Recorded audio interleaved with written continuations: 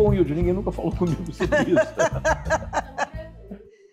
Nós vamos conversar, ou já estamos conversando, com o João César de Castro Rocha, que é professor titular de Literatura Comparada da UERJ, é doutor em Letras pela UERJ, Universidade Estadual do Rio de Janeiro, do Estado do Rio de Janeiro, e é doutor em Literatura Comparada pela Universidade de Stanford, não é pouca coisa.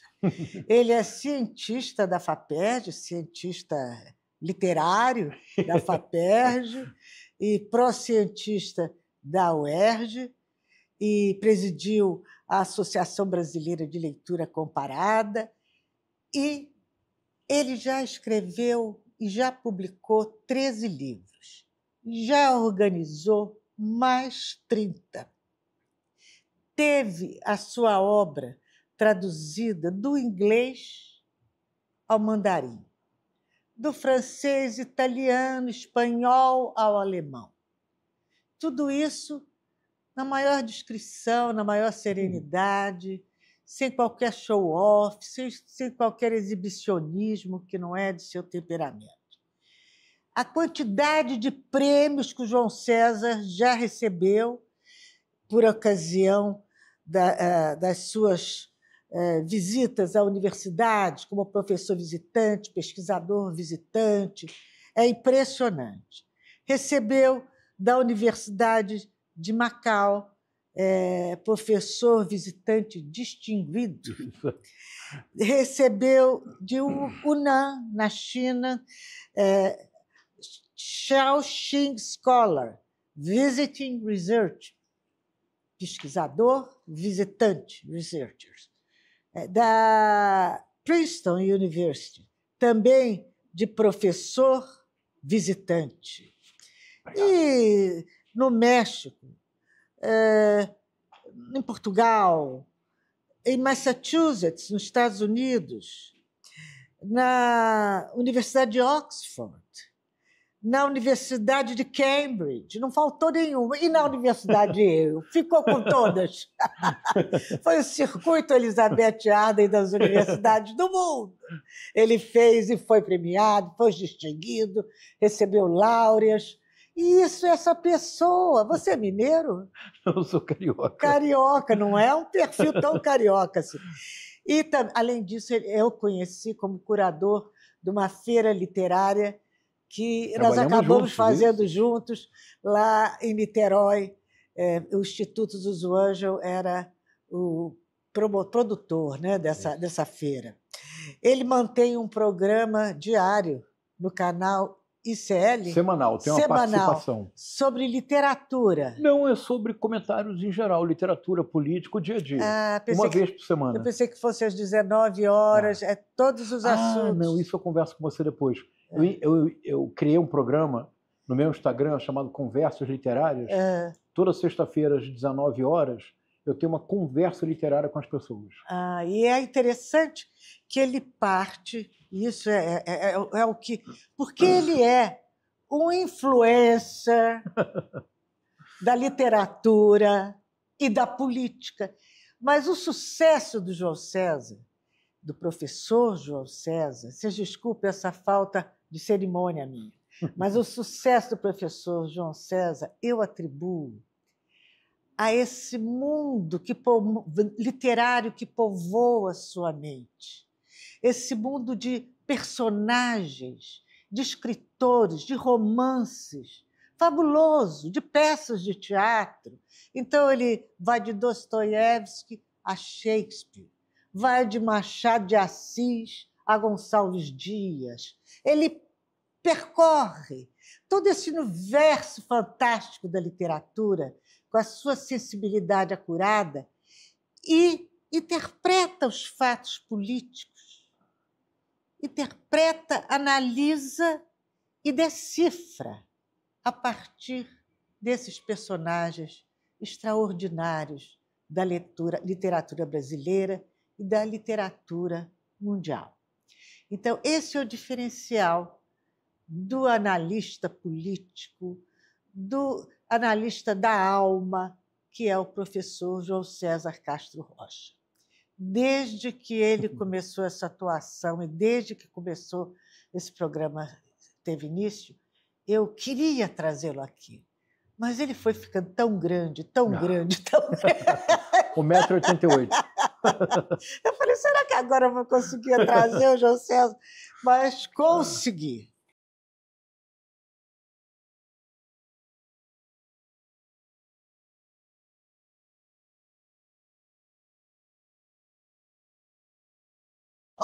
É porque realmente era uma coisa que eu gostaria de externar. Muito obrigado. Assim como eu estava conversando com você, além do sucesso do filme, o que tanto projeta o Ainda Estou Aqui é a figura humana Fernanda Torres. Sem dúvida. Não. Porque ela é um ser humano tão diferenciado que as pessoas, que não há repórter que não queira entrevistá-la. E que fica encantado enquanto entrevista. E que fica encantado. Você tem as maiores atrizes do mundo que não deram tantas entrevistas porque estavam candidatas ao Oscar.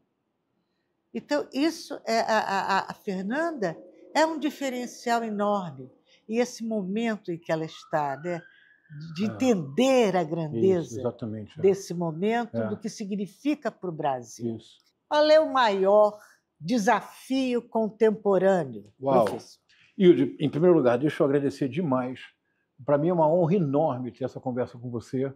Eu tenho por você um carinho muito grande, já trabalhamos juntos, e tenho uma enorme admiração pela sua trajetória e pela sua história. É, de fato, uma enorme honra, estou muito feliz. Então, o maior desafio contemporâneo. Nós estamos todos convocados a nos transformarmos em pequenos Édipos. Então, comecemos pelo teatro. Tá. Estamos em Tebas. A cidade está sitiada, literalmente. Há uma esfinge na porta da cidade. Nenhum visitante entra, nenhum morador sai. É literalmente um estado de sítio. A esfinge faz uma pergunta e só conseguirá ultrapassar o portão da cidade quem responder corretamente. Ninguém consegue, são todos devorados pela esfinge. Uma crise completa. Qual é a pergunta que a esfinge faz? A pergunta é simples. A pergunta é a seguinte: qual é o animal que na infância caminha com 4 patas, na maturidade com 2 e na velhice com 3? Ninguém responde. Ninguém consegue encontrar resposta. O que a esfinge estava fazendo é virar para as pessoas um espelho do passado, do presente e do futuro. Somos nós. Quando somos crianças, engatinhamos. Quando somos adultos, andamos, caminhamos, depois usamos um bastão, uma bengala. O Édipo acerta, descobre, entende do que se trata, porque ele era um homem em crise. Ele era um homem em crise porque ele fugia do seu destino. Ele havia consultado o oráculo de Delfos e descobriu que ele estava destinado a esposar a própria mãe e a assassinar o próprio pai, embora não o desejasse. Mas ele é de Tebas, mas ele estava em Corinto, porque os pais dele receberam o mesmo oráculo e o deixaram exposto para morrer. Um camponês se apiedou e entregou para o rei de Corinto, que não tinha filhos, e ele era um filho adotivo. Ele jamais teria esposado quem ele considerava ser a mãe e jamais teria assassinado quem ele considerava ser o pai. Ele era um homem em crise, por isso ele foge. Sendo um homem em crise, ele pensa em si todo o tempo, no seu dilema. Por isso, quando a esfinge pergunta, Édipo sabe responder. Porque aquele espelho reflete a ele. A esfinge é destruída. Tebas volta ao normal. Como prêmio, ele recebe a mãe da rainha que havia acabado de se tornar viúva. E ele desposa a própria mãe porque havia assassinado o próprio pai sem sabê-lo. Nós devemos ser pequenos Édipos, Ilde. Nós precisamos compreender o desafio contemporâneo, que é o avanço da extrema-direita, falamos disso depois, mas precisamos, sobretudo, compreender a profunda lição de Édipo, profunda. Não basta resolver o enigma, é preciso permanecer atento, porque Édipo resolve o enigma, torna-se rei, é celebrado, mas ao tornar-se rei e ao ser celebrado, ele encontra o destino do qual ele queria fugir. Ele matou o pai, ele desposa a mãe. E nós não estamos conseguindo decifrar o enigma da esfinge? Não. Esse é o problema.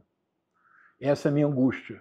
E a razão pela qual, de modesto professor de literatura, escritor, eu decidi tentar conversar com as pessoas de maneira mais ampla, é porque eu tive a intuição de que alguma coisa eu entendia através da imaginação literária. Porque se essa analogia com Édipo faz sentido, o que nós enfrentamos hoje com o avanço transnacional da extrema-direita, porque é o grande desafio contemporâneo, Hilde. Esse é o desafio, não há outro. É um desafio maior do que foi o nazifascismo nas décadas de 20 e 30 do século XX, do século passado. É engraçado falar do século XX como século passado, não é? Foi ontem. Quer dizer que a vanguarda já é do século passado, que é uma ideia engraçada, não é? Porque o nazifascismo surge, sobretudo, como uma imposição violenta. Mas hoje, a extrema-direita de Donald Trump, Elon Musk, Jair Bolsonaro e tutti quanti, porque é disso que se trata, é tutti quanti, é uma máfia. Eles avançam, e precisamos dizê-lo com toda a honestidade intelectual que nos caracteriza. A extrema-direita no mundo hoje avança conquistando corações e mentes. E conquistando corações e mentes, sobretudo das gerações mais jovens. É isso que está acontecendo. Por quê? O que está em jogo? Eu acho que compreender esse dilema é o desafio contemporâneo. É o que eu tenho tentado. E quem é a Jocasta nessa história? Ah, boa. Boa. Posso propor outra pergunta? Pode. Quem é o Ricardo III dessa história? A minha hipótese, vamos pensar juntos. A minha hipótese é que nós estamos vivendo hoje a era de Ricardo III. O que significa isso? É claro que você foi do teatro, você sabe muito bem, mas vamos falar para todos. Me parece que o personagem central para compreender o mundo contemporâneo, de um lado, é o narrador das Memórias do Subsolo do Dostoiévski. De outro lado, é Ricardo III de William Shakespeare. Mas por que Ricardo III? Ricardo III é uma peça fascinante, porque na dramaturgia elisabetana foi uma inovação importante. Porque o típico vilão, ainda hoje, o típico vilão é Iago. É o homem que dissimula. É aquele que se adapta às expectativas do outro para melhor manipulá-lo. É aquele que, até o final, parece ser o melhor amigo de todos. Até a última cena em que Iago é desvendado, a trama de Iago é desvelada, todos dizem que ele é um homem honesto, que é um bom homem, amigo de todos. É o Iago que diz no início da peça, literalmente, ele fala assim, I am not what I am. Eu não sou o que sou. O vilão nunca é o que é, porque o vilão não pode ser.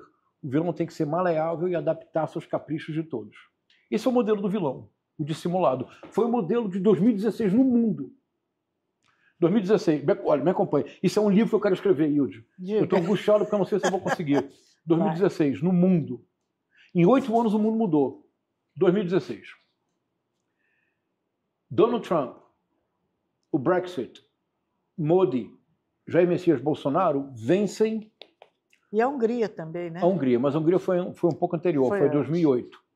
Foi 2008 quando volta o Viktor Orbán e dá o modelo para o que está acontecendo no mundo hoje.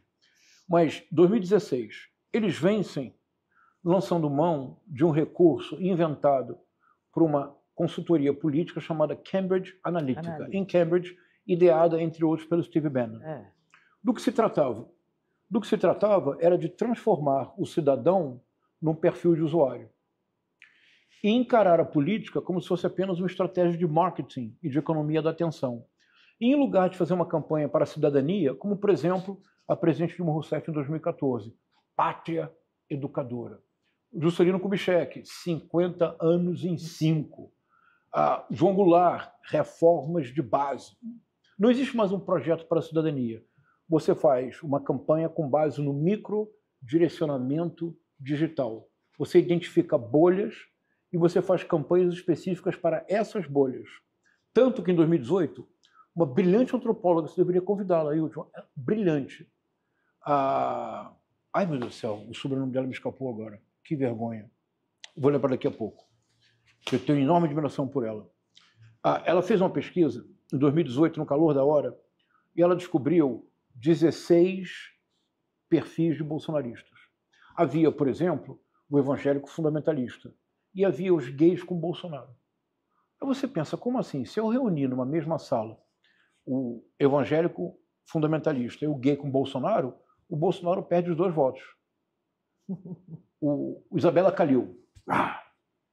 perde os 2 votos. Qual é o segredo? Eles nunca vão estar na mesma sala. Eles vão receber mensagens específicas para aquilo que eles desejam.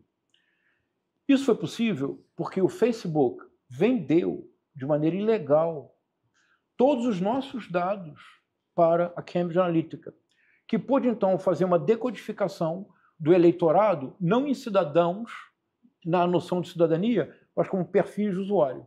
Se você lembrar, Hilde, o Mark Zuckerberg teve que ir no Senado explicar e teve que pedir desculpas, dizer foi um erro. Mas tudo foi feito, nós não sabíamos. Nós não sabíamos. E também tem o adendo da insustentável verdade, insustentável leveza da verdade. É isso. Passou a ser relativa. É isso. E nós não sabíamos. Mas em 2016 nós não sabíamos que isso estava acontecendo, de acordo? Descobrimos depois. É o modelo Iago. 2024 é o modelo Ricardo III. Então, o Ricardo III começa a peça. Acabou a Guerra das Duas Rosas. A família York derrotou a família Lancaster. O Ricardo III era da família York. O rei dele, o irmão dele, o Eduardo, agora é rei. E o outro irmão, o George, está na linha de sucessão, ele é o terceiro irmão. Mas ele tem um problema. Ele é coxo. Um braço é maior do que o outro. Tem uma corcunda pronunciada e as feições não são exatamente harmônicas, ou seja, ele é muito feio. Então, primeiro ato, primeira cena. Ricardo III, com dificuldade, entra no palco. E diz, então, que agora o sol de York iluminará a todos, o inverno do nosso descontentamento acabou, agora será o verão da festa da celebração. A família chegou ao poder. E ele diz, as armas se transformaram em jogos de sedução. Ele diz, mas eu, nascido antes do tempo, apenas feito pela metade lançado no mundo, eu não nasci para ser um sedutor. O que fazer nessa situação de festa? Então ele diz, se você me perdoar, eu vou dizer 5 linhas em inglês, tá bom? Tudo. Sem nenhum pedantismo. Só pra gente, porque o Shakespeare é o Shakespeare. Ele fala, o que eu vou fazer? Ele fala, I am determined to prove a villain. Estou decidido a mostrar um vilão. Aí ele diz o que ele fará para tomar o poder. E você não vai acreditar. Você vai escutar o Ricardo III, você vai fechar os olhos e você vai dizer, mas é o Bolsonaro, mas é o Milley, mas é o Trump.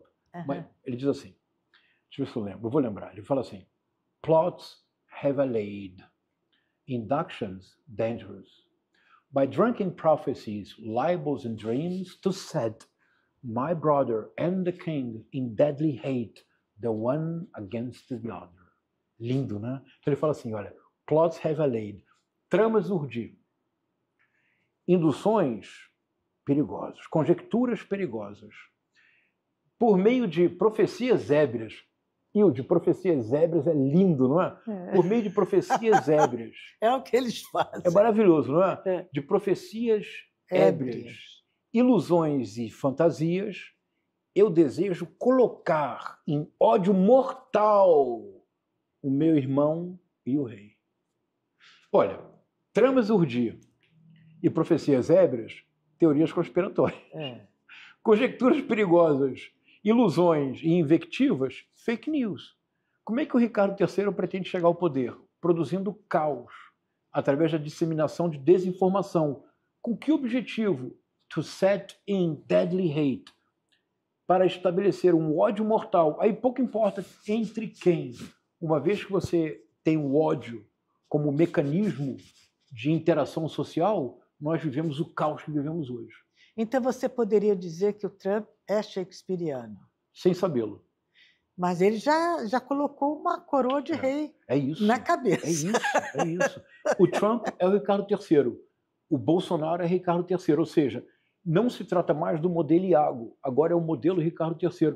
Porque tudo que eles fazem, todas as vilanias que eles praticam, eles não somente anunciaram, como das vilanias, eles se orgulham, Hilde. É a vilania ostentação. É isso. Agora, nota ao pé de página. No teatro shakespeariano, o Ricardo III fica pouco tempo no poder. E o Trump parece que vai ficar também, pelo andar da carruagem. Olha, né? Mas interessante que na América nós estamos já está havendo reação, e essa reação, na maioria das vezes, parte das mulheres. É uma senadora Warren, é a senadora mais ativa desde o princípio. É a governadora do Maine, que disse que vai se confrontar com ele na corte, porque ele disse que a Justiça Federal sou eu, ele, né? E mais as militantes, mulheres, que estão ativíssimas. Você tem paralelo na literatura? Lisístrata é o quê? Não, as mulheres. Que bela observação. É Antígona. Antígona, né? Que eu acho um personagem tão notável, tão absolutamente extraordinário. A peça da Antígona. Que ela quer enterrar o irmão. O irmão, de fato, que ele cometeu um crime. Ele se insurgiu contra a sua cidade-estado e ele tentou ajudar um exército inimigo a derrotar a sua cidade-estado. Portanto, é um crime e ela não nega. Ela não nega. Ela reconhece que o irmão fez é o Polinício Eteócles. Ela reconhece que a atitude do irmão não é correta. Mas ela diz para o Creonte, e, no entanto, temos as leis de sempre eternas, as leis da natureza. Eu não posso deixar o corpo do meu irmão para a intempérie, para ser devorado por animais selvagens. Na Ilíada, um dos momentos mais bonitos da Ilíada, que é profundamente humano e que é um sentimento que nós teríamos quando Heitor é morto por Aquiles, Heitor que era o grande guerreiro dos troianos, Heitor é morto por Aquiles e o pai de Heitor, Príamo, se humilha, vai até a tenda de Aquiles e se humilha de todas as formas possíveis e pede: mas eu quero enterrar meu filho, não posso deixá-lo exposto. Então, Antígona, eu acho que é um modelo belíssimo. E não é necessário, quer dizer, então Antígona é com o irmão. Não é necessário que seja com o irmão. Pode ser com um filho, pode ser com uma filha, pode ser com um companheiro. Mas a ideia é fundamental, mas isso só as mulheres são capazes. Isso é uma coisa curiosa. Assim como tem uma juíza também que contestou os decretos dele. Então, é muito interessante. A coragem das mulheres, eu acho que isso tem muito a ver com a maternidade. Eu acho que a coragem que as mulheres demonstram em algumas ocasiões, nós homens não temos. E aqui no Brasil, nós devemos muito às mulheres. Na campanha de 2018, embora o Bolsonaro tenha triunfado, o movimento de maior contestação do Bolsonaro veio das mulheres. Ele não. Agora, quando teve esse projeto de lei absurdo, que era contrário ao uso legal do aborto em situações de violência, de estupro, a reação das mulheres, incluindo mulheres evangélicas, é que foi rigorosamente fundamental para que aquele projeto de lei fosse literalmente deixado de lado. Então, e não só no Brasil. Então, é muito interessante isso. Mesmo essa semana, não sei se esse programa vai essa semana ou semana que vem, mas essa semana, na demissão da ministra Nízia, a reação das mulheres das redes sociais foi muito importante. Foi, sim. Que elas não tiveram quando a Ana Moser foi demitida. Mas é porque elas tiraram o atraso com a Nízia. Elas perceberam a força da reação conjunta. Você tem outros exemplos, além da Antígona, na literatura, que demonstre a força das mulheres unidas? A greve do século. Então, a greve do século. Lisístrata, né? Isso, claro. E as mulheres se unem. Se unem e não vão fazer sexo. Não mais. Enquanto essa guerra não acabar, não haverá mais. Não, sem dúvida. Isso é uma questão. É importante isso, né? Não é? Muito importante.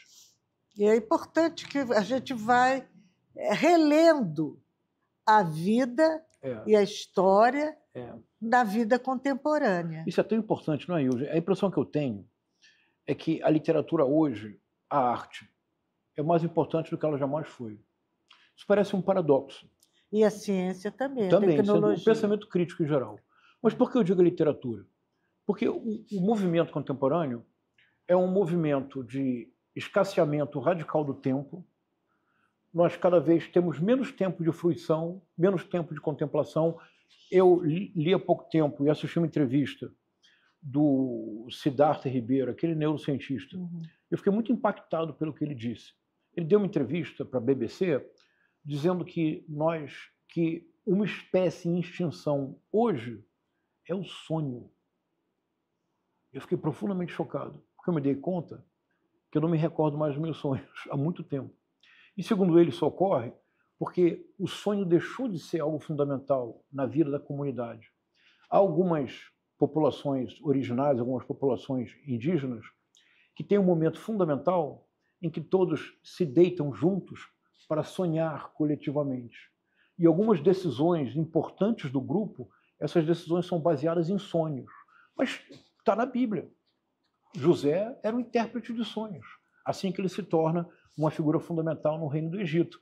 Sem a interpretação dos sonhos como forma fundamental de chegar ao inconsciente, o que seria da psicanálise.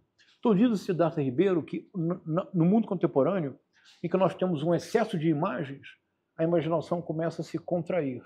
Nós perdemos a dimensão onírica, nós perdemos contato com o sonho. Porque diz ele, antes de dormir, a última vez que vemos o celular. Ao acordar, a primeira coisa que fazemos. Ele disse, não é possível mais recordar os sonhos. Eu fiquei tão impactado, Hilde, que eu decidi que agora, antes de dormir e ao acordar, eu não me permito mais ver o celular. E algo extraordinário aconteceu. Eu comecei a sonhar. Voltou a lembrar dos sonhos. Mas você sabe que esta semana está no ar uma entrevista que eu fiz aqui, nessa cadeira onde você está, com a maior especialista em medicina do sono. Que interessante. Uma das maiores no mundo. E a maior no nosso país, ela é da Unifesp, Universidade de São Paulo, né? Federal de São Paulo. Ela falou do sonho. E ela diz que o sonho é... Você repete no sonho o seu dia. Falei até de uma terapia que eu fiz, escrevendo o sonho para depois decifrar. E não será porque o sonho foi desmistificado pela ciência que esse interesse em lembrar do seu sono diminuiu? É possível, mas eu tenho a impressão que a razão principal, mas estou pensando em voz alta, não sei a resposta. A influência do celular. Não do celular diretamente, mas é a forma pela qual nós hoje temos a fruição do tempo. Uma das razões pelas quais eu considero que a literatura hoje é mais importante do que jamais foi. E olha que o século XIX foi o século do romance. Então nós esquecemos, mas os séculos XVIII e XIX houve uma ocasião, uma circunstância rara. O único veículo de comunicação de massa efetivo nos séculos XVIII e XIX era o texto impresso. Era isso aqui, era livro. Era o texto impresso. Não havia nada para competir com o texto impresso. É só no final do século XIX que surge o rádio e o cinema. E começa o audiovisual. Nos séculos XVIII e XIX, as pessoas liam. E as pessoas liam para entender o mundo e a vida. Há uma passagem da Jane Austen em que ela fala assim, ela descreve um personagem, é lindo, Hilde. Ela descreve o personagem, ela diz assim, já tem 15 anos. Você guarda tudo? Mas o espírito, né? De o espírito. tanto. Assim, já tem 15 anos. E como fará para compreender o mundo? Ela já leu o seu tanto de Voltaire e enumera alguns autores e diz, mas, sobretudo, ela tem de cor o seu Shakespeare. Olha que bonito isso. Quer dizer, ter de cor o seu Shakespeare significa ter uma espécie de enciclopédia do humano, de reações, de horizontes existenciais. É muito bonito, não é essa ideia? É muito bonito, mas também é o tempo que você tem para usufruir da leitura. É isso. E para você realmente introjetar aquilo que você leu. Isso. Por isso que a literatura... E agora você não tem mais tempo. Mas por isso que a literatura hoje é mais importante do que nunca. Porque você tem que voltar a ter isso. Tempo. Como eu sou professor de literatura, eu tenho direito a ser utópico. E eu tenho uma utopia, Hilde, de que um dia nós seremos um país de leitores literários. Porque num país de leitores literários, Bolsonaro algum jamais teria sido possível. Porque algo que a leitura literária faz, que é muito poderoso, e eu demorei a compreender. Mas será que é isso? A Itália é um país que lê muito. Aí não mais. Não mais. Não mais. Você tem toda razão. É importante estar dizendo. Eu não estou dizendo a literatura salva. Não é isso. Você tem toda razão. Os nazistas, eles eram eruditos, músicos, sabiam Goethe de cor, adoravam a complexa literatura romântica alemã, Wagner, durante a ópera. à noite. Durante o dia, realizavam o massacre do Holocausto nos campos de concentração. Então, eu não estou dizendo que a literatura é arte salvo. Não, não é uma perspectiva ingênua nesse sentido. É uma perspectiva mais antropológica. É pensar o seguinte: quando nós estamos lendo, imersos na leitura, sem que isso seja um processo consciente, é muito importante que não seja consciente. Quando nós estamos lendo Madame Bovary, nenhum de nós é uma francesa do século XIX. Nenhum de nós é uma francesa do interior da França do século XIX. Mas todos nós compreendemos profundamente o desejo da Emma de ir a Paris. Todos nós ficamos com raiva da mediocridade daquele marido, aquele Charles, aquele médico. Ela tudo faz para que o médico seja um médico brilhante, assim um dia ela chegue a Paris.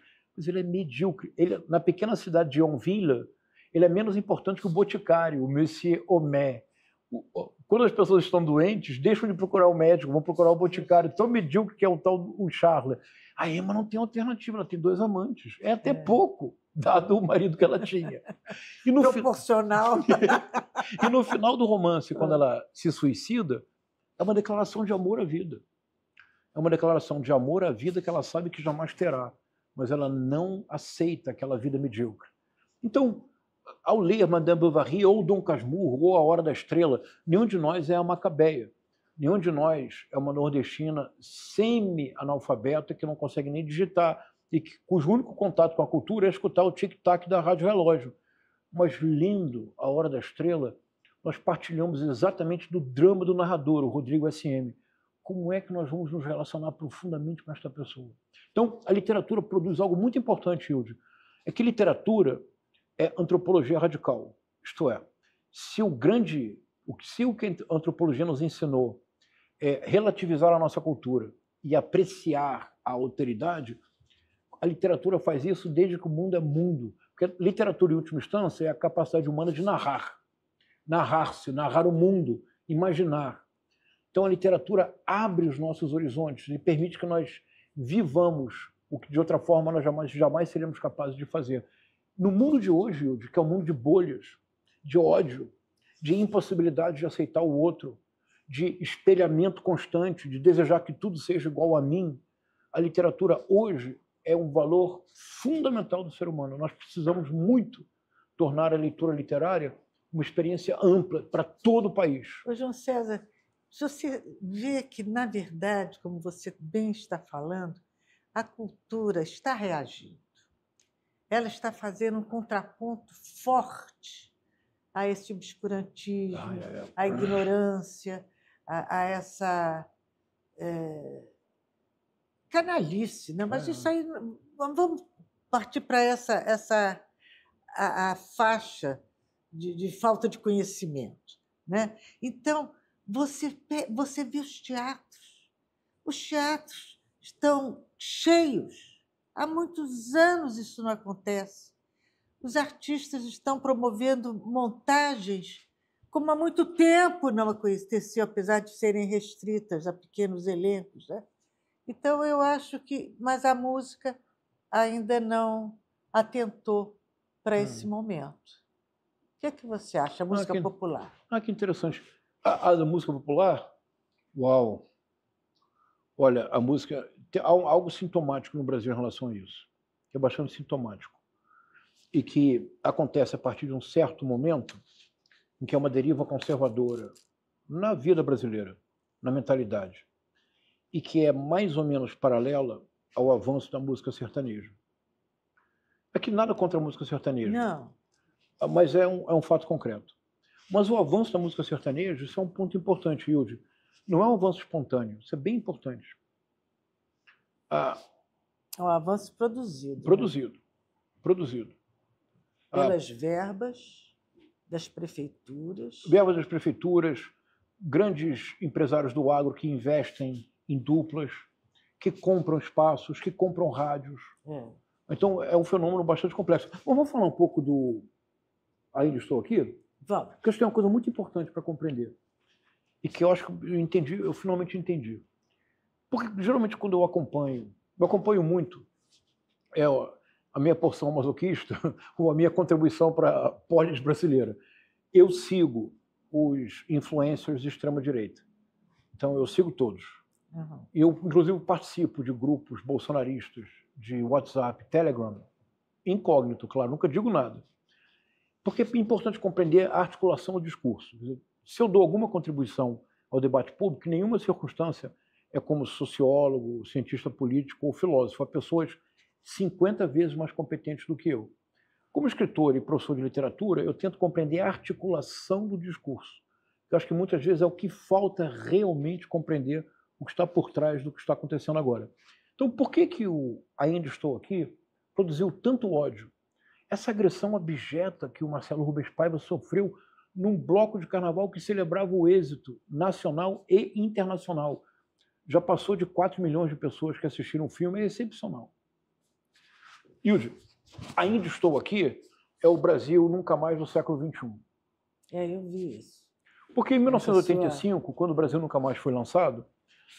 Brasil Nunca Mais, um livro sobre a coordenação de Dom Evaristo Arnes, Dom Paulo Evaristo Arnes, e que reproduzia trechos de processos do Superior Tribunal Militar. Né? Isso. São denúncias, não eram denúncias, mas eram revelações dos próprios opressores, dos próprios torturadores. Isso. Fala do livro. É isso. É um caso único, mundial, que não é estudado nas universidades de todo o mundo, porque é um caso brasileiro. Porque, geralmente, quando se denuncia a tortura, é um sobrevivente ou é um relatório de uma organização não governamental. No caso do Brasil Nunca Mais, foi um efeito inesperado da lei da anistia, que podemos falar sobre ela também, porque a lei da anistia é uma aberração, mas não importa. A lei da anistia, que blindou os militares, efetivamente anistiou presos políticos e exilados. Para que os advogados dos presos políticos pudessem solicitar o benefício da anistia, eles precisaram ter acesso aos processos. Onde estavam os processos? No Superior Tribunal Militar. Eles foram a Brasília. Quando um advogado abriu o processo, o queixo caiu, porque os militares transcreveram, instruíram os processos com todas as referências às torturas. Quem lê o Brasil Nunca Mais não está lendo o texto de uma ONG de esquerda, não está lendo o relato de um Paulo Freiriano, está lendo o texto escrito por oficiais militares. Então, o primeiro capítulo do Brasil Nunca Mais eu nunca esqueci, eu li quando saiu, eu tinha 20 anos, eu nunca esqueci. É o capítulo que fala dos presos cobaias. Como a tortura tornou-se uma prática sistemática utilizada contra todos, não apenas contra os que aderiram à luta armada, contra todos. Era preciso, e olha o terrível que eu vou dizer agora, era preciso formar as gerações mais jovens de oficiais para que aprendessem a torturar. Como é que você ensina alguém a torturar? Ora, eles tiravam os presos políticos das celas, levavam para um auditório e torturavam o preso político diante de todos para que os outros aprendessem. Eram aulas práticas. Com presos cobaias. É tão chocante que em 1972, no mais importante filme, talvez o mais importante filme político jamais feito, O Estado de Sítio do Costa Gravas, que trata da prisão, do sequestro e assassinato do Dan Mitrione, que era o agente americano que viajou ao Cone Sul para ensinar técnicas modernas de tortura. Há um momento em que o guerrilheiro uruguaio pergunta para ele: é verdade que o senhor deu aulas de tortura? Corta a cena. A cena agora é uma aula de tortura com um preso cobaia. O que faz o Costa Gravas? Coloca no fundo da cena uma bandeira do Brasil. Era sabido internacionalmente do que acontecia. 10 anos depois, em 1982, o Roberto Farias, que é o Roberto que honra o nome Farias, o Roberto Farias fez um filme muito corajoso, muito importante, Pra Frente Brasil. E em Pra Frente Brasil havia uma cena em que o Dan Mitrione, um ator que fazia o papel do Dan Mitrione, utilizava um preso político como preso cobaia. Preso cobaia, Hilde.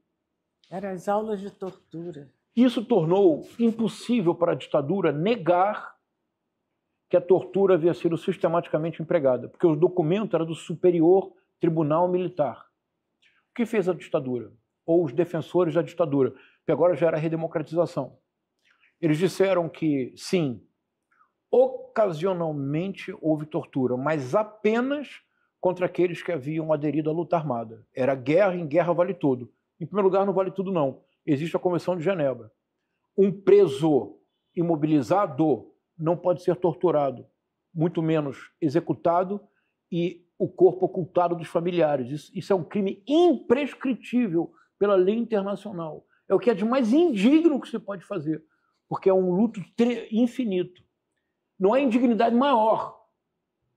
Esse era o argumento. Esse argumento foi dito pelo então vice-presidente da República, general Hamilton Mourão, numa entrevista à Deutsche Welle. Você lembra, Hilde? Ele dizendo para a Deutsche Welle, o Ustra, não. O Ustra respeitava os direitos humanos dos seus subordinados. Qual é a força do filme? Ainda estou aqui.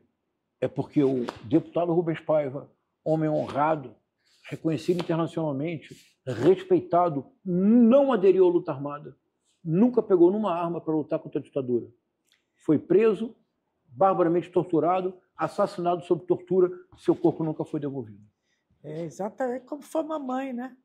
Que também nunca pegou numa arma, era uma mãe de família, uma mulher trabalhadora, e que foi assassinada. Eu não ia nem falar nisso por respeito, mas eu tenho pela sua mãe uma admiração enorme. A sua mãe me parece uma perfeita Antígona. Força enorme, uma coragem que só uma mulher, uma mãe é capaz de ter, enfrentar a ditadura. Do Médici. Do Médici, obrigar o Kissinger a saber levar isso internacionalmente, fazer um desfile em Nova York com roupas alusivas à repressão. É de uma coragem, eu tenho uma enorme admiração pela história da sua mãe. E o dia, infelizmente, me permita, infelizmente, a sua mãe foi assassinada pela ditadura. Não foi um acidente de carro, ela infelizmente foi assassinada pela ditadura. E agora? E você tem toda a razão, nunca pegou em arma. Nunca pegou em arma, nunca foi violenta, nunca esteve envolvida em nenhum processo de nada. Um artista. Mas, me permita, só para completar, que isso é importante. Há um historiador, um professor titular da UFRJ, que é o maior conhecedor do período da ditadura militar no Brasil. Tem um conhecimento notável e fez um serviço público extraordinário, porque ele localizou milhares de documentos que contam com detalhes uma história outra. A ditadura militar, nos seus 21 anos de vigência, não apenas, mas sobretudo devido à criação do Serviço Nacional de Informações, do temido SNI, a ditadura militar interferiu no cotidiano de dezenas de milhares de brasileiros. Ele contou um caso que eu acho muito comovente. Quem é o professor? Carlos Fico, professor titular da UFRJ. Muito importante o trabalho dele. Ele tem uma história que eu acho muito comovente. Pesquisando, ele descobriu na Petrobras que havia um senhor extraordinariamente competente, dedicou a vida inteira para a Petrobras. Como há pessoas que dedicam a vida... Eu dedico a minha vida inteira ao UERJ. Aliás, vi a sua entrevista com a nossa querida reitora, Gunara Azevedo. Foi maravilhosa a entrevista. E ele descobriu que este senhor, que ele conhecia, tinha um trauma. Ele nunca foi promovido na Petrobras. Não importasse o que ele fizesse, o tanto que ele trabalhasse, ele não foi promovido. Ele teve uma carreira cheia de obstáculos e nunca conseguiu se desenvolver completamente. Sabe por quê, Hilde? Porque o nome dele era homônimo com alguém que era considerado suspeito pelo SNI. Era homônimo. Ele teve a sua vida destruída, a sua carreira impossibilitada, porque ele era homônimo. Este homem, ele era político, talvez apoiasse a ditadura. Não estou dizendo que eu apoio. Não era um homem de esquerda. Não. Então, isso é bem importante que fique claro para todos. A ditadura militar interferiu negativamente na vida de dezenas de milhares de brasileiros e de brasileiras. Não é verdade, em nenhuma circunstância, que a repressão se limitou aos que aderiram à luta armada. Isso fica tão claro com Ainda Estou Aqui, que isso explica o ódio dos bolsonaristas, porque Ainda Estou Aqui enterra definitivamente qualquer possibilidade de anistia para os golpistas bolsonaristas. É isso mesmo. Chegou na hora certa, né? Chegou na hora certa. O meu irmão foi operado por um neurocirurgião importante na época, e eles retaliaram, porque o meu irmão estava clandestino, matando a filha do neurocirurgião. Ai, meu Deus do céu. Eles eram muito maus. Muito, muito maus. E é isso que o Trump está fazendo agora no mundo, não é? Não. E eu acho que... Como é que isso funciona? Boa parte do meu trabalho consiste em fazer uma pergunta, que é dar um passo atrás. E tem duas coisas que eu me prometi, porque, Hilde, até 2020, eu não tinha nem Instagram, nem X, Twitter. Eu era um feliz residente da universidade. Escrevendo meus livros. Mas, como eu sou historiador de formação, e um período que eu estudei muito na faculdade e posteriormente foi o período da ditadura militar. E estudei muito a resistência armada. Bastante. Então havia alguns documentos que eu conhecia bem dessa época. E eu comecei a perceber similaridades muito inquietantes. E disse, peraí, mas isso aqui é o bolsonarismo. E numa época, 2019, em que as pessoas diziam, não, o bolsonarismo não existe. O bolsonarismo é um espasmo, não tem articulação, não tem ideologia. Dizia, não, peraí, calma. O bolsonarismo é um tripé que é composto pela mentalidade da Lei de Segurança Nacional de 69, que não é uma lei de segurança nacional, é um culto à morte. Aí, como é que um professor de literatura lê uma lei? Você lê com extraordinário cuidado a Lei de Segurança Nacional, que é a mais robusta de todas que o Brasil teve. A primeira foi com Getúlio Vargas. É um caso único na jurisprudência internacional, não existe paralelo. A violência da vida brasileira, às vezes, é muito chocante, quando nós nos damos conta. Para além da aparência, da hospitalidade, da espontaneidade, a violência do cotidiano brasileiro é muito surpreendente. Você lê a Lei de Segurança Nacional com pente fino, e eu leio sempre anotando, e fazendo relacionamentos internos no texto. Aí eu vi uma palavra que apareceu a primeira vez, a segunda, a terceira, a 17ª, a 32ª vez. E eu disse, sabe qual é a palavra? Morte. A Lei de Segurança Nacional de setembro de 1969 que define a mentalidade do Bolsonaro. Porque quando ele é cadete na Academia Militar das Agulhas Negras, entre 1974 e 1977, esta é a Lei de Segurança Nacional vigente. Ela só é revogada em 78. Por isso, quando ele disse minha especialidade é matar, ele sabia o que estava dizendo. Uma Lei de Segurança Nacional em que a palavra morte estrutura o texto, aparece 32 vezes. É um baixo contínuo do texto, como na música barroca. Morte, morte, morte, morte. 14 artigos da Lei de Segurança Nacional previam pena de morte, como pena máxima, pena mínima, porque a ditadura pode ser generosa, não é? Pena mínima, prisão perpétua, que é morte em vida. E por que isso é possível? Porque se repete obsessivamente a figura do inimigo interno, inimigo interno, inimigo interno. É o bolsonarismo. Então, o bolsonarismo tem essa estrutura. Tem a Lei de Segurança Nacional, o inimigo interno eliminado. Então você precisa de uma ideologia, você precisa identificar o inimigo interno. Há um projeto secreto do Exército que explica, é o Orville, é o comunismo, claro. E você precisava de uma linguagem para fazer o amálgama da visão do mundo e da teoria conspiratória. Olavo de Carvalho, Retórica do Ódio. Então, eu comecei a compreender que o bolsonarismo, ele era, na verdade, ao contrário do que diziam, que ele não existia, é isso, a Retórica do Ódio. É o livro do professor João César, Bolsonarismo, da guerra cultural ao terrorismo doméstico, a retórica do ódio e a dissonância cognitiva coletiva. É isso. Então, o bolsonarismo tinha essa estrutura. Eu decidi participar do debate público, dizer, olha, o que vocês estão achando que é um espasmo, que não vai permanecer, que daqui a um ano acaba, veio para ficar, é isto aqui. E se relaciona com o avanço da extrema-direita transnacional, que é um desafio que eu tenho atualmente, e eu já tentar compreender o que está por trás desse avanço da extrema-direita no mundo inteiro.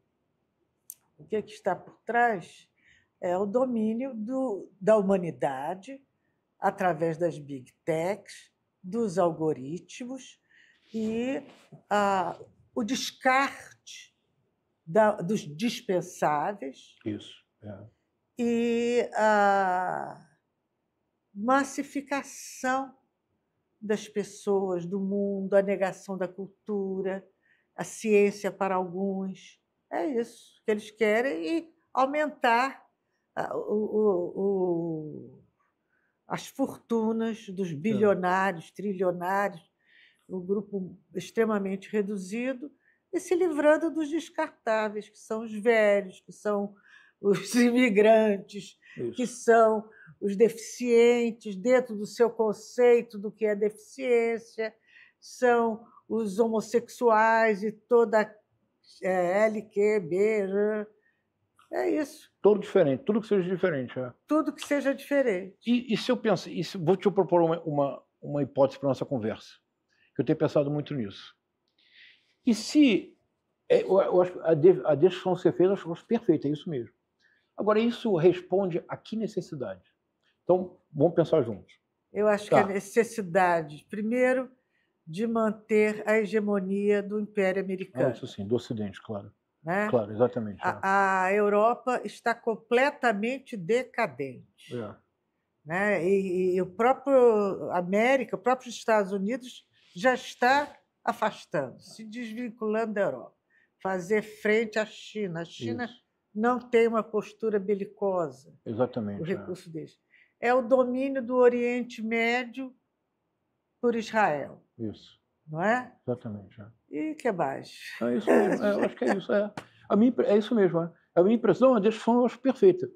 A impressão que eu tenho é que é uma resposta à maior crise que o capitalismo já viveu. O capitalismo, esse sistema, essa forma econômica, tem uma enorme capacidade de adaptação e de transformação interna. Sempre teve. Mas me parece que o capitalismo hoje enfrenta uma crise realmente decisiva. E não é as crises cíclicas descritas pelo Marx, oferta, demanda. A crise é da própria ideia do capitalismo. Porque não deu certo. É isso. Não deu certo, não trouxe a felicidade para a humanidade.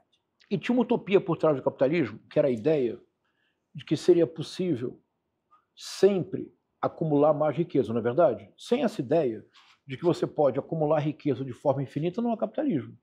Quer dizer, o American Way of Life, o American Dream, é a ideia que se o pai tem uma casa de $200 mil, o filho tem de $300 mil, o neto de $500 mil.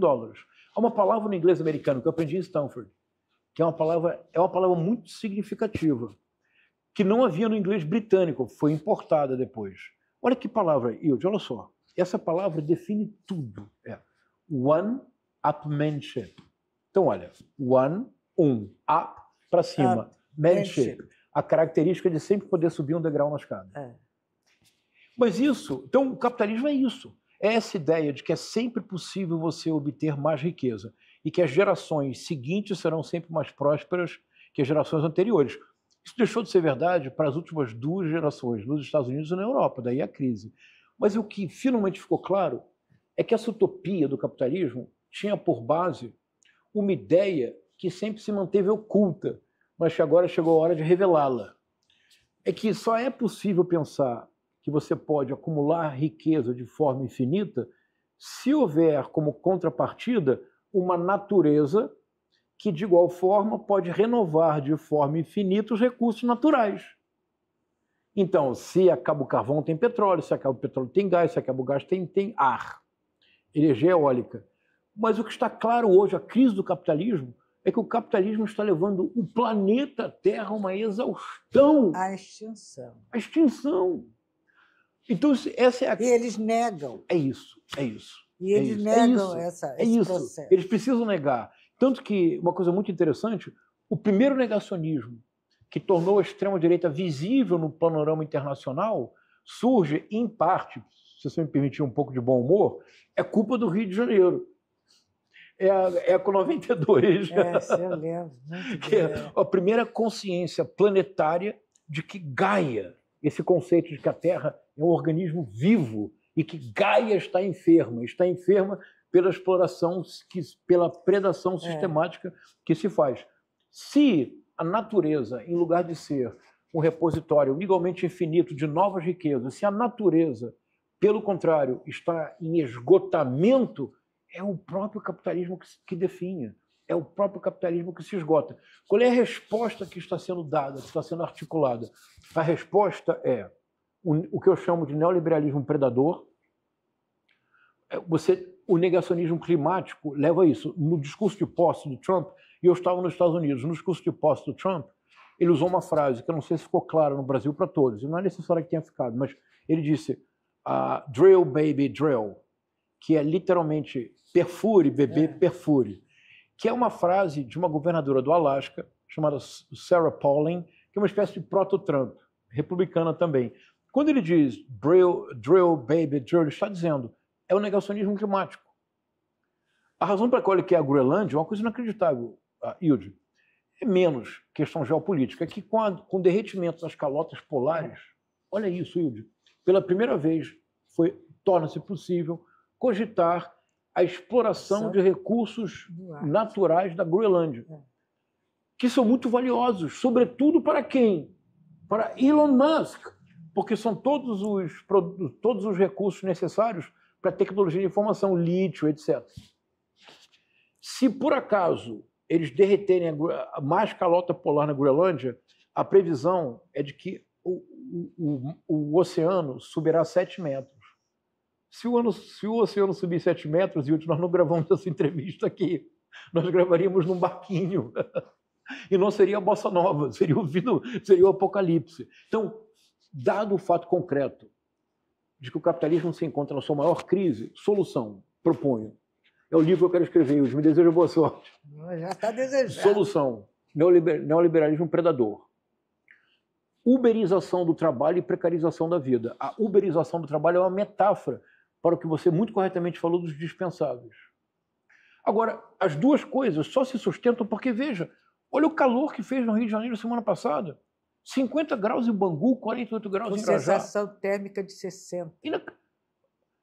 O Rio de Janeiro, pela primeira vez na história, chegou no que eles chamam do nível 4 de temperatura. Nível 5, nenhum ser humano sobrevive. Como é que você mantém, então, a ideia de que você pode continuar drill, baby, drill, e você uberiza o trabalho e precariza a vida? Só tem uma forma de fazer isso. É projeto autoritário.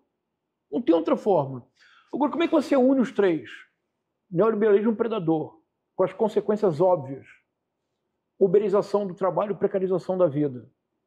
Projeto político autoritário. Só tem uma forma, Hilde, é guerra cultural. É o que eles fazem o tempo todo. Então a extrema-direita avança no mundo inteiro porque eles descobriram uma fórmula mágica, não é da paz, que é a música dos Racionais, não é a fórmula mágica da paz. É a fórmula mágica da guerra, é a fórmula mágica do caos. A extrema-direita hiperpolitiza o cotidiano para despolitizar a polis. Quando o cotidiano é hiperpolitizado, como a extrema-direita faz, há pouco tempo no Brasil, há uns 6 meses atrás, se você lembrar, o Felipe Neto fez a propaganda de um chocolate. Que só que nota o pé de página, e nem chocolate é um achocolatado, não é chocolate. A extrema-direita, então, no Brasil, decretou greve a este chocolate e todos começaram a comprar outro. Quando você hiperpolitiza a escolha de um chocolate que nem chocolate o resultado é que a polis se despolitiza. Eles querem despolitizar a polis porque... Para desviar a sua atenção. É isso. Para que nós jamais discutamos projeto de país. Nós ficamos presos na periferia dos afetos. E os afetos que a extrema-direita maneja são os afetos tristes. Ressentimento, ódio, rancor. Mas não vamos superar isso, eu tenho certeza. Através do quê? Da arte, da literatura, da consciência crítica, do pensamento crítico. A razão pela qual eles nos odeiam é porque é um professor de literatura da UERJ, e eu tenho um orgulho enorme de ser professor da UERJ. A minha vida é a UERJ. Estudei na UERJ, dei aula no exterior, voltei para ficar na UERJ. É na UERJ, é na USP, na Unifesp, na FRJ, na UF. É o pensamento crítico que desvela o que eles estão fazendo.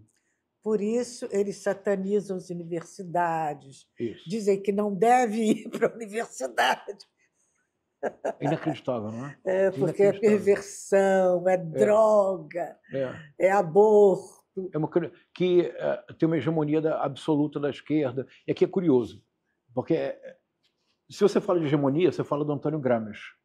E o Gramsci desenvolveu o conceito de hegemonia para sociedades nas quais não há possibilidade da imposição de um pensamento único. Há uma pluralidade de instituições e a sociedade civil é muito forte. Então você não pode, como na União Soviética, imaginar que você vai ter um pensamento centralizado. Você sempre vai ter vozes dissonantes. Então você luta pela hegemonia. Hegemonia vem do grego, quer dizer liderança. Você luta para liderar as opiniões. Você luta para conquistar corações e mentes.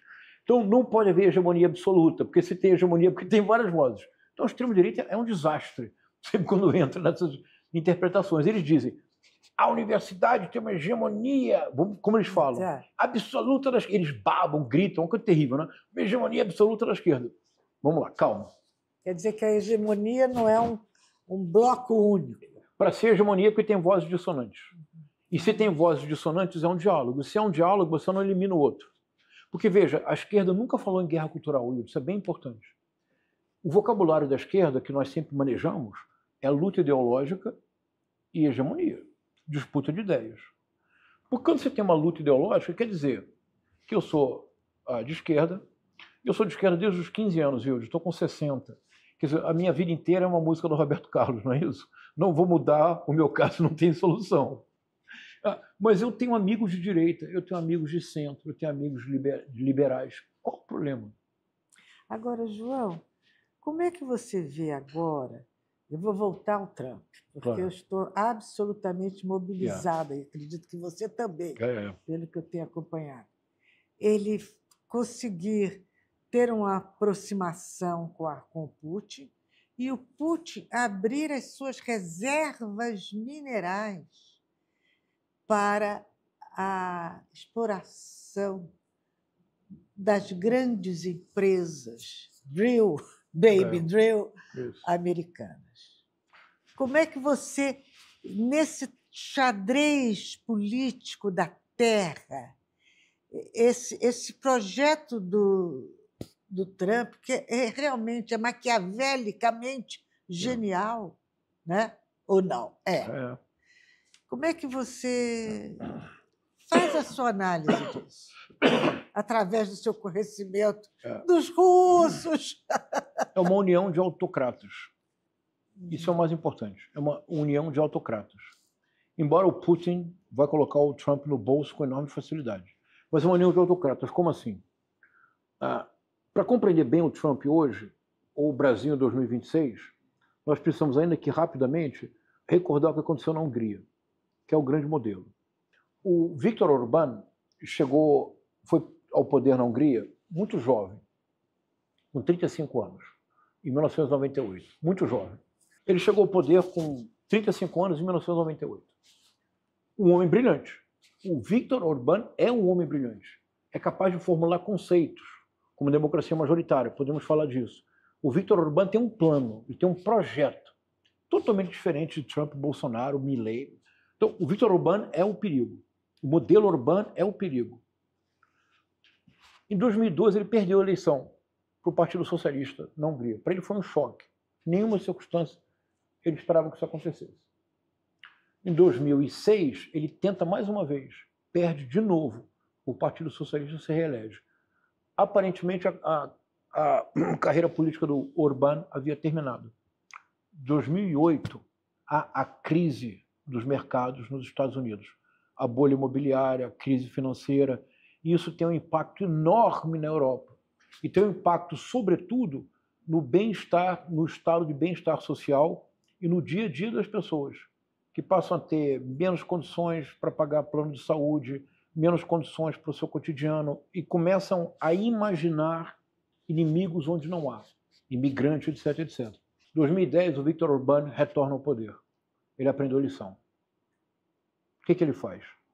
Ele volta ao poder já com um conceito articulado, que ele chama de democracia majoritária. O Bolsonaro tentou importar esse conceito para o Brasil na campanha.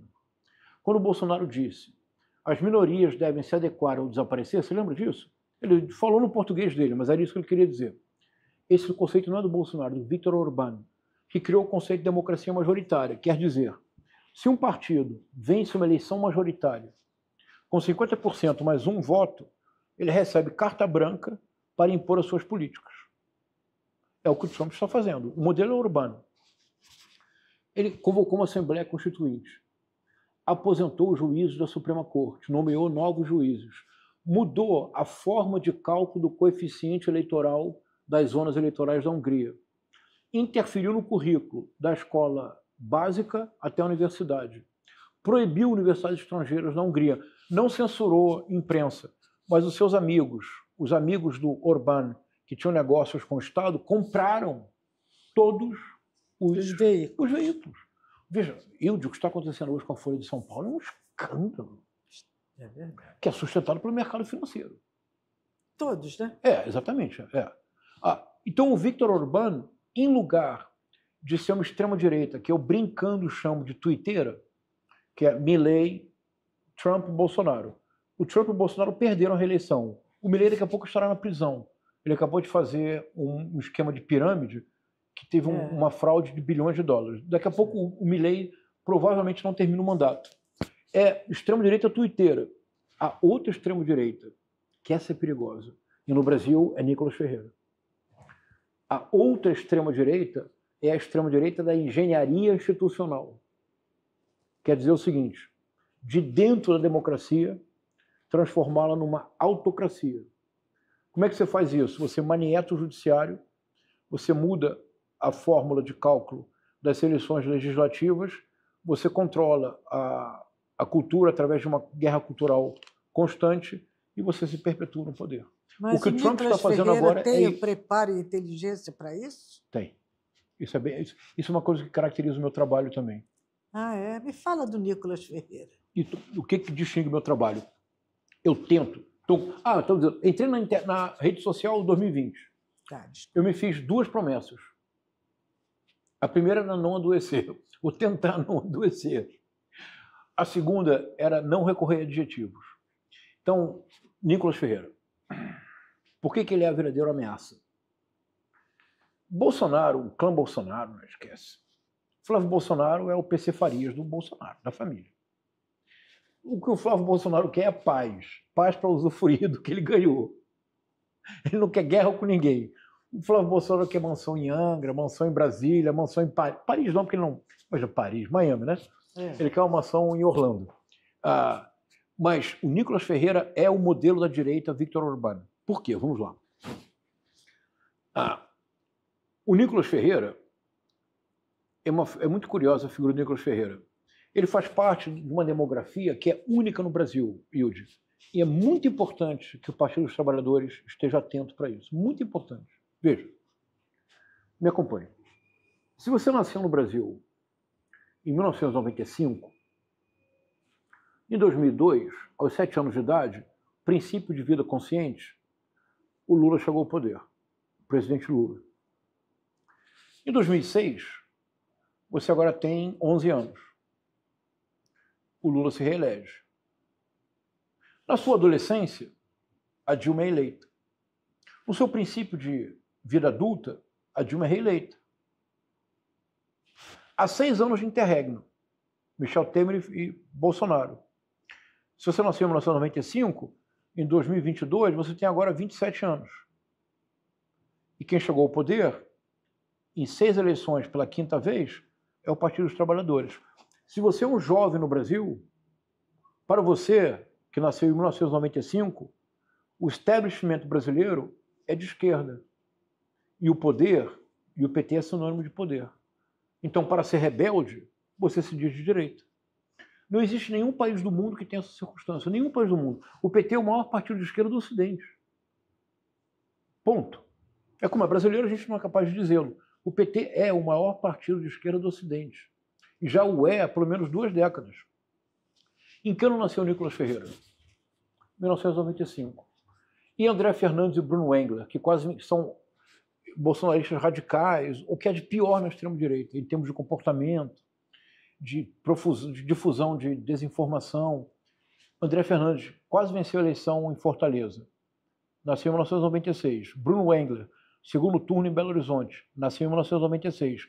O vereador que teve o maior número de votos em São Paulo, Lucas Pavanato, nasceu em 1997. Para esta geração, uma demografia única. É bem importante que o Partido dos Trabalhadores esteja atento para isso. Para esta demografia, dizer-se contestador e, portanto, de direita, faz sentido.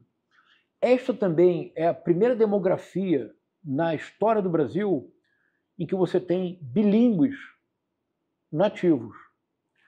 Eles são bilíngues porque eles falam português como língua nativa e eles falam internetês. O Nicolas Ferreira é isto, mas é mais. O Nicolas Ferreira é uma junção muito complexa. Ele é evangélico, de fato é, por convicção, não é como o Jair Bolsonaro, que foi se batizar no Rio Jordão para tentar ganhar votos evangélicos. Ele de fato é evangélico, é de família evangélica, nasceu, sempre esteve na igreja, tem profundo domínio do gestual, da linguagem, da mentalidade, das metáforas que ele deve usar. Das metáforas que ele deve usar. Quando ele disse num discurso que ele era Caleb, não é pouca coisa. Quando Moisés, depois de 40 anos no deserto, eles chegam na Terra Prometida, em Canaã, Moisés não entra, porque teve um momento na travessia que ele duvida da palavra de Deus, num famoso episódio. Mas ele manda 2 emissários para ver se era o que de fato eles pensavam. Um deles é Caleb. Para nós, é uma metáfora sem sentido. Para os 40 milhões de evangélicos, ele está dizendo que ele é emissário de Deus. E que o Bolsonaro é Messias. Bolsonaro não entra na Terra Prometida, quem entra é ele, Caleb. Quando ele diz que ele é Saul, quando ele menciona Saul, quando ele menciona Davi e fala de Saul, Saul era o rei de Israel. Davi não era. Davi espera a morte de Saul. Reza na morte de Saul. Presta homenagem na morte de Saul. Ele espera Saul morrer. Só então ele se tornará rei. Ele precisa matar um dos filhos de Saul, mas aí é a vida. Então, quando o Nicolas Ferreira domina a linguagem, o gestual, a metáfora, a mentalidade, os exemplos que devem ser dados. Então, você acha que através da formação religiosa... Mas não apenas, por isso que ele é o mais perigoso de todos. A retórica do ódio no Brasil foi difundida por Olavo de Carvalho. E, em boa medida, hoje o espaço público brasileiro é quase impossível ter diálogo em função da retórica do ódio e do ensinamento do Olavo de Carvalho. Mas o Olavo de Carvalho era católico tradicionalíssimo, missa tridentina, e o Olavo de Carvalho desprezava profundamente os evangélicos. Então nunca houve uma associação forte entre a teologia do domínio de certos grupos evangélicos e o olavismo. Há uma entrevista do Nicolas Ferreira com 18 anos de idade.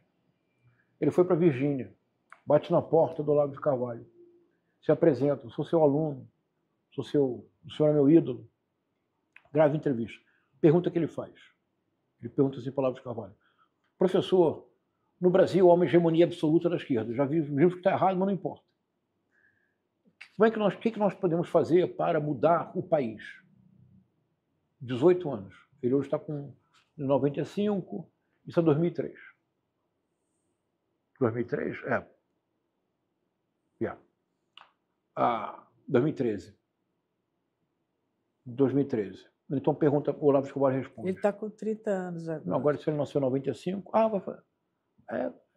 Vai fazer 30, né? Que coisa. Nossa. A resposta do Olavo de Carvalho: você vai cair da cadeira. Não, estamos sentados. O Olavo de Carvalho diz assim: eu vou dar a mesma resposta que, aliás, um dos homens que eu mais admiro no Brasil, pela inteligência, pela agudeza da percepção. Ele disse, não é o Olavo de Carvalho que eu mais admiro, é o exemplo que ele citou. Ele disse: eu vou responder com as palavras de José Dirceu. Trabalho de base, trabalho de base, trabalho de base. Se tem alguém na extrema-direita brasileira que faz isso, é o Nicolas Ferreira. Veja, 2023. Não é verdade que nós todos ficamos surpresos com a voracidade com que certos grupos evangélicos encararam a eleição de conselho tutelar no Brasil como uma questão de vida e morte? E os outros conselhos também. Exatamente. Isso. De medicina, de engenharia. Isso. Exatamente. E o de OAB. OAB, quando eu era jovem, era um bastião de luta contra a ditadura militar. Foi um dos atentados feitos pelos militares para tentar atribuir à esquerda. Jogou uma bomba para a secretária da OAB. A dona Lida Monteiro. a mais antiga secretária da OAB, lá na Cinelândia, no Rio de Janeiro, morreu. A OAB hoje, as sessões da OAB controladas por bolsonaristas. Agora, no Paraná, um desembargador deu uma liminar para que o assassino do Marcelo Arruda cumpra a pena em prisão domiciliar, porque ele é vítima disso, desembargador. Então, o que a extrema-direita tem feito no Brasil, nos últimos 10 anos, é um impressionante trabalho de base. Impressionante trabalho de base. E boa parte desse trabalho de base, a longo prazo, da extrema-direita no Brasil, é pensado pelo Nicolas Ferreira. Ele tem que ser levado a sério. Eu estive aqui, semana passada, num jantar até para o José Dirceu, e estava a Natália Bonavide. Do Rio Grande do Norte. Excelente deputada. Isso. E ela pediu a palavra, ela falou, e ela focaliza, o foco, ela coloca sobre os jovens e sobre o contato, em vez de ser só virtual, analógico. É trabalho de base, são as reuniões, é quase que uma catequese política, né? E ela falou isso com muita propriedade, citou exemplos de círculos que se formam, movimentos nesse sentido. A volta ao passado, né? E essa semana, na Alemanha, a esquerda conseguiu alcançar, superar suas expectativas, que eram 7%, eles foram 8,5%, né? Com isso, trabalhando não só o trabalho de base, mas com um trabalho na internet bem ativo, né? Mas não dispensando o trabalho de base. Isso é tão importante. Olha, deixa eu citar um outro exemplo, que esse exemplo eu gosto muito. Eu sempre tive muito contato com a cultura mexicana e acompanhei, por casualidade eu estava no México em algumas ocasiões, em 2006, 2012 e 2018. Em 2006, o candidato favorito seria o presidente Lula do México, era o Andrés Manuel López Obrador. E ele venceu as eleições de 2006, mas houve uma fraude gigantesca e foi para o poder o Felipe Calderón. Mas eu estava no México por um bom período.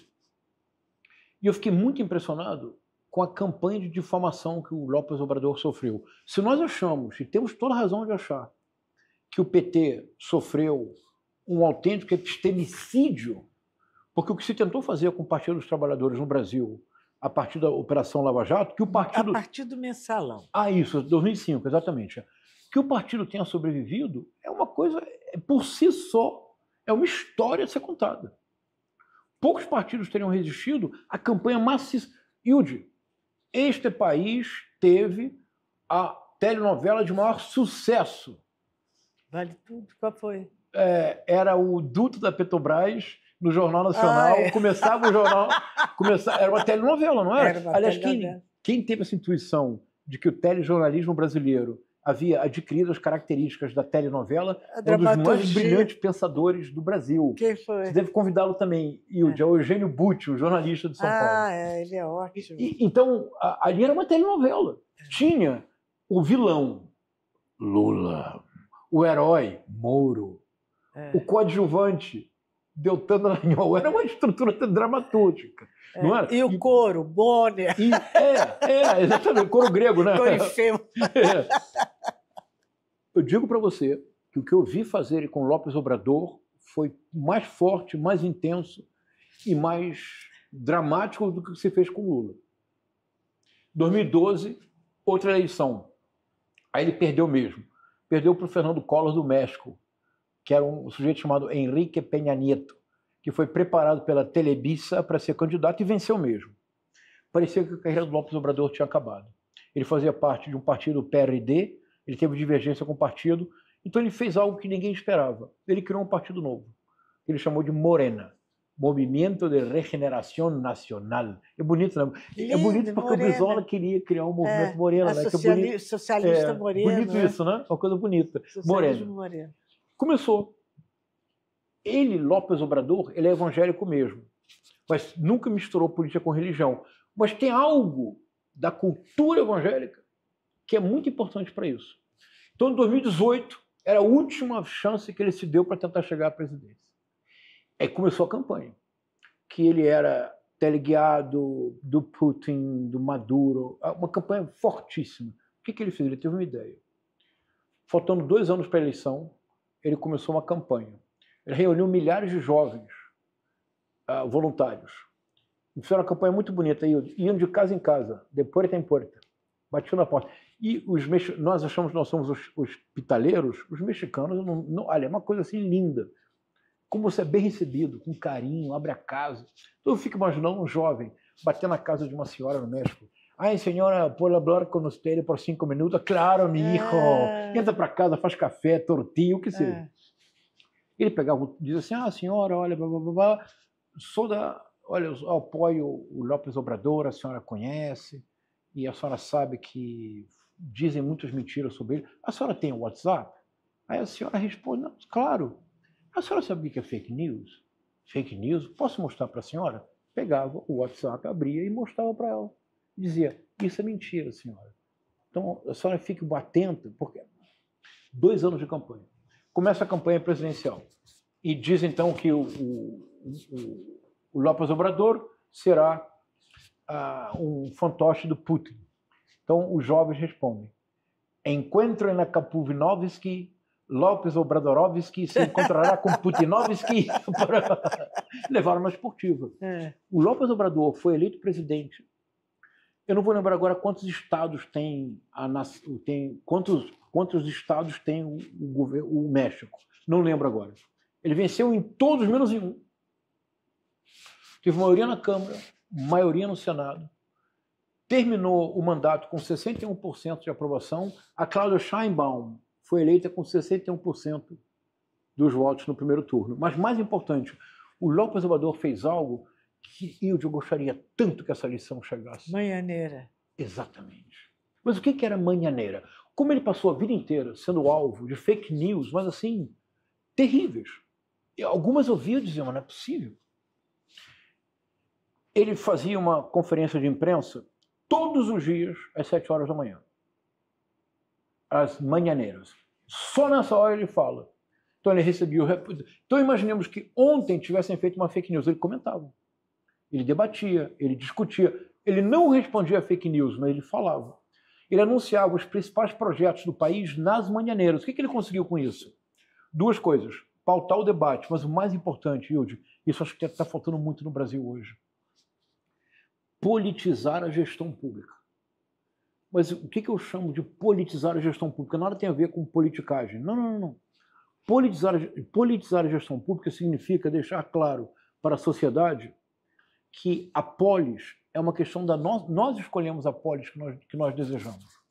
Então, por exemplo, um exemplo bem simples.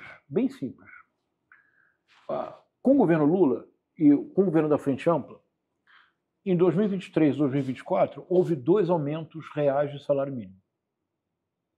Isso tem que ser explicado para o povo. Ninguém tem a obrigação de saber. Um dispositivo constitucional obriga o governo, a cada 12 meses, a repor as perdas da inflação do período anterior. Isso quer dizer que, na prática, todos os trabalhadores brasileiros tiveram aumento do salário mínimo em 2016, 17, 18, 19, 20, 21, 22. Não houve, no entanto, um único centavo de aumento real, porque o aumento real do salário mínimo é quando você dá um aumento qualquer, além da reposição constitucional. Lembremos que o Paulo Guedes quis retirar esse dispositivo da lei, de modo que você tivesse um arroxo salarial. E para o povo, ele teve aumento de salário efetivo. Se ele ganhava 10, ele passou a ganhar 11. Era a perda, não era aumento real, mas era aumento. O presidente Lula deveria ter convocado uma manhaneira para dizer para o público, isso para o povo, para o trabalhador. O que eu falei não é extremamente claro? Existe alguém melhor do que o presidente Lula para conversar com o povo? Então o presidente termina dizendo, num governo progressista, nós teremos pé de meia, farmácia do povo gratuita, aumento real do salário mínimo, expansão do crédito, porque para nós, vocês importam Mas se vocês quiserem votar num governo como o anterior, vocês não vão ter pé de meia.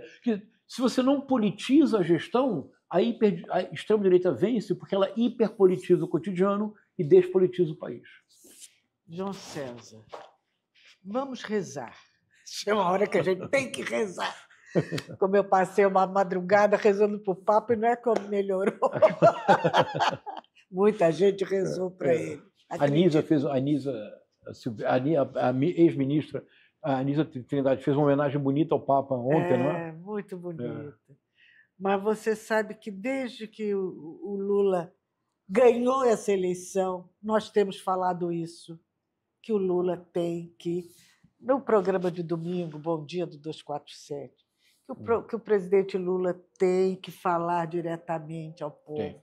Nem que sejam 5 minutos por dia, 2 minutos, um tempinho, e falar o que ele está fazendo. É isso. Agora ele fez. Isso. E foi um sucesso enorme. Isso. E eles tinham medo de panelaço. E não teve panelaço. Olha o tempo que se perdeu. 2 anos. 2 anos, João. É. Quer fazer panelaço? Dane-se, é democracia. É claro, tem direito. Mas tem que falar. É claro, é isso. Então, a gente sabe, a gente quer que o Lula se reeleja, ou que a esquerda se reeleja, não é nem pelos indivíduos que eles são. É pelo Brasil, é por nós, é pela liberdade, é pela democracia. Mas olha, e hoje eu vou dizer uma coisa que parecerá excessivamente ambiciosa, mas não, Hilde. O Brasil foi um laboratório transnacional da extrema-direita. Em nenhum lugar do mundo, isso é bem importante, em nenhum lugar do mundo a extrema-direita se enraizou e capilarizou com a profundidade com que ela fez no Brasil, em nenhum lugar do mundo. O que em parte se explica pela memória mal resolvida da ditadura militar, o militarismo permanente de certa faixa. Ameaçador. É isso. Em nenhum lugar do mundo, 50 mil pessoas, durante praticamente 70 dias, acamparam diante de quartéis pedindo intervenção militar para ter democracia. Com o beneplácito das autoridades. Das Forças Armadas. E o estímulo. É uma atitude... E prevaricaram. É crime de prevaricação. Em nenhum lugar do mundo, um número considerável de pessoas rezou para pneus murchos na estrada. E, Hilde, rezar o pneu murcho, pelo menos enche o pneu, né? É o mínimo.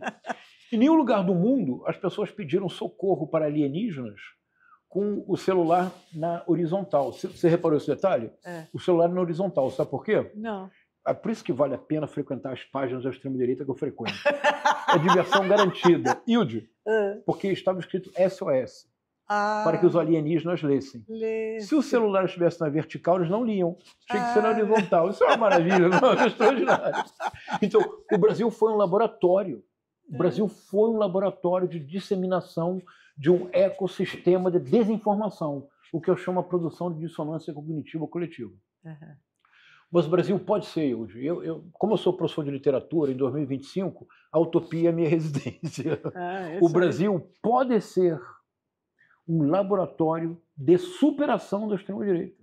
Nós temos que trabalhar muito, né? Já estamos trabalhando, mas, por exemplo, o que o judiciário brasileiro tem feito, no futuro, se tudo der certo, será um estudo de caso para universidades no mundo inteiro. Por exemplo, a inteligência do ministro Alexandre de Moraes, eu acho que nós não compreendemos ainda de todo.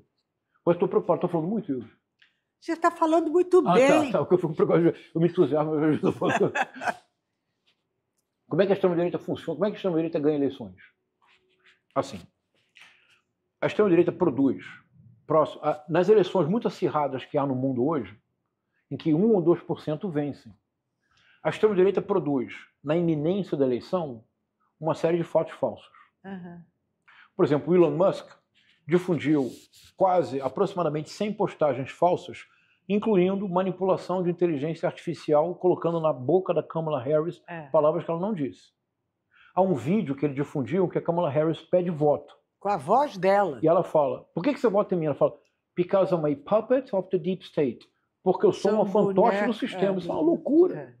Tá na Você olha, é a voz, a sincronia perfeita, muito impressionante. Bom, É porque eles mexem a boca. Perfeitamente. Então, a extrema-direita, um pouco próxima à eleição, faz esse aluvião, esse tsunami de fatos falsos, porque se um tiver aderência, é uma bola de neve. E você não tem tempo, em menos de uma semana, de debelar essa bola de neve. O resultado não visa nem tirar votos do presidente Lula, nem assegurar votos dos bolsonaristas. A ideia da extrema-direita, inteligentíssima, é os indecisos, são aqueles que decidem a eleição. Aqueles que nunca quiseram ter voz. É isso. Agora vejamos como é que foi, como é que eles tentaram fazer isso no Brasil? Eles tentaram. Você se recorda que o ministro Fábio Farias e o ex-secretário de comunicação Fábio Weingarten, faltando uma semana para o segundo turno, reuniram a imprensa para denunciar um escândalo, que era o Radiolão? Lembra disso, Hilde? Não. Eles reuniram a imprensa e disseram que nas rádios do Nordeste não estavam cumprindo a lei do Tribunal Eleitoral e que não havia veiculação de propaganda do Bolsonaro e que, por isso, eles pediam que, se abrisse um processo, 2, se adiasse a eleição pelo menos em uma semana. Eles achavam que ganhariam com mais uma semana. O que eles esperavam? Veja, bem importante, o que eles esperavam? Que o ministro Alexandre de Moraes acolhesse a denúncia, que evidentemente era inepta, e posteriormente seria descartada. Agora, se o ministro acolhe a denúncia, o Bolsonaro talvez vencesse a eleição. Porque se ele acolhe a denúncia, a bola de neve não mais pode ser interrompida. Porque há então um discurso que é verdadeiro. Os bolsonaristas diriam, veja, a denúncia foi acolhida. Onde a fumaça, fogo. O que fez o ministro Alexandre de Moraes é um exemplo para o mundo todo. Ele disse, se vocês estão apresentando esta denúncia, eu quero receber em 24 horas provas robustas do que está sendo dito. Caso contrário, vocês serão processados por denunciação de má-fé e por tentativa de interferir na eleição. Por isso, o ministro Fábio Farias, que sempre foi muito eloquente, desapareceu de cena. Ele está torcendo para que o ministro Alexandre de Moraes esqueça o que ele tentou fazer. Quando o Valdemar da Costa Neto, naquele caos que levou ao 8 de janeiro, naquela tensão crescente, hoje não podemos esquecer que em novembro de 2022 as Forças Armadas lançaram uma nota conjunta dizendo que as manifestações eram legítimas. Essa nota é golpista. Eu denunciei na época, eu disse, tem que ir para a cadeia, esse almirante e os generais têm que ir para a cadeia. Isso é uma nota golpista. Pois bem, o Valdemar da Costa Neto pediu que apenas as urnas do segundo turno, apenas as urnas referentes à eleição presidencial fossem anuladas. Você recorda? O que fez o ministro Alexandre de Moraes? Ele disse, se o senhor apresenta denúncia, já possui provas. Lhe dou 24 horas para apresentar provas robustas. Por que isso foi muito importante? Porque você evitou o efeito bola de neve. A extrema-direita vence no efeito bola de neve. Elas insistem. Como agora querem escolher os juízes que votarão o caso. Que é algo risível. Risível. Gente, vocês viram o que é uma conversa? Porque isso aqui, João César, não é apenas um programa de entrevista. É uma troca de ideias, é uma conversa de que eles participam. E de duas pessoas que se querem muito bem, que faz toda a diferença. Muito bem. Só falta ter que trazer o menino da próxima vez. O João Vicente, que é minha vida. Você falou, que eu perguntei como é que a gente ganha essa guerra.